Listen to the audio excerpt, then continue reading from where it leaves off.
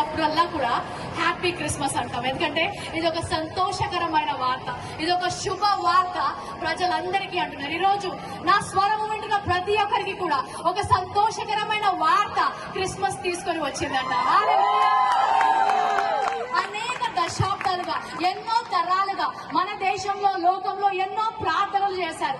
మన దగ్గర కూడా మనందరికీ తెలిసిన ఉపనిషత్తులోంచి అసతోమ సద్గమయ, తమసోమ జ్యోతిర్గమయ, మృత్యోమ అమృతంగమయ, ఓం శాంతి శాంతి శాంతి అని ఎన్నో దశాబ్దాలు పండితులు, వేద పండితులు ఎన్నో ప్రార్థనలు చేశారు. అంటే అసతోమ సద్గమయ, అసత్యంలో ఉన్నామయ్యా, సత్యంలోకి